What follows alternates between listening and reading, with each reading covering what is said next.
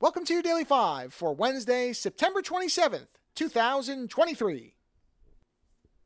Recently, I did a mid-season review of the 5th season of What We Do in the Shadows, the ensemble comedy about a group of vampires, which of course is an adaptation of the film of the same name that was also about a group of vampires living together.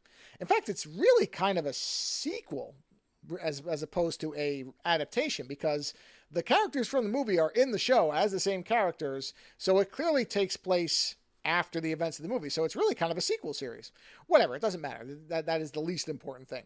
So when I did my mid-season review, one of the things I talked about was that in season 4, it felt like they had started to try to rebalance some of the chemistry of the show, specifically in terms of the character moments, the serious, although, don't get me wrong, it's not Schindler's List or anything, but more serious character development moments along with the humor that really defined specifically the first 2 seasons of the show.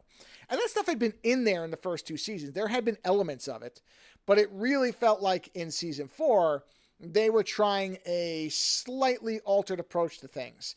And because I use my wife, as I've said before, as the average viewer barometer, because I cannot be trusted to represent an average viewer whatsoever.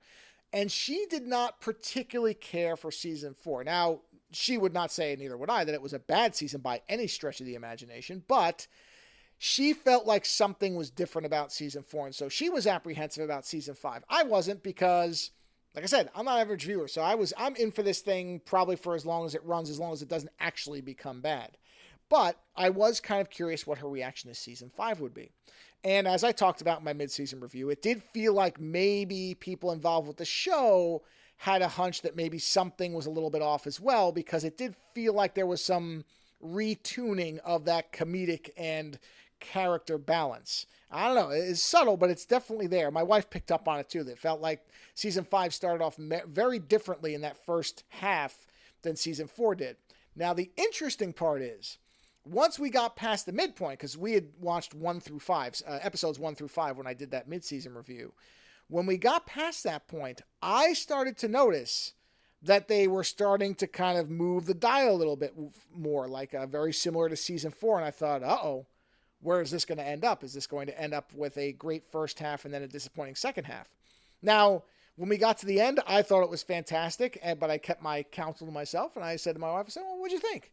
And she thought it was great. She thought it was a massive improvement over season 4. And what that tells me is, it's not really what they did in season 4. I think it's the way that they kind of introduced those alterations. I think they stepped on the gas a little bit too hard in the way that they were redoing the balance of comedy versus character. And I think in season 5, they were ramping up the alteration of the mix, and that made all the difference.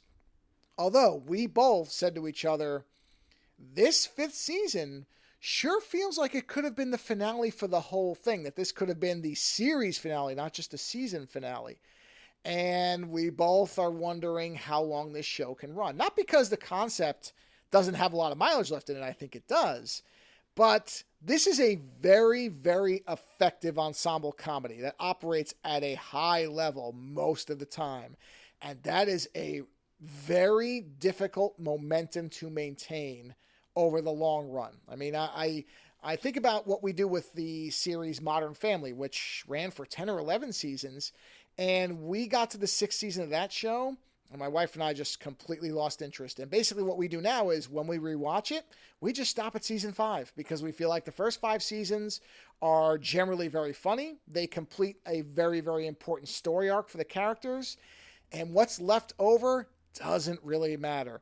And so that's kind of the consolation end of it. If, in fact, season 5 of What We Do in the Shadows ends up being its last great season or even good season, we'll just stop there, because it does feel like it is at least partially engineered to serve as a possible series finale. And that's not exactly a bad idea anyway, because you never know when shows are going to get canceled, even if they seem to be doing well. But yeah, it will be interesting to see how much longer the show can run. I know it's got one more season because it got renewed for 5 and 6. Whether it goes past that, harder to say. So I'd be curious if anybody has watched the 5th season or is watching the 5th season. Do you feel like it is a difference from 4? Did you like 4? And if you finish the season, what is your feeling on how much further the show can go? I'd be curious. Let me know later.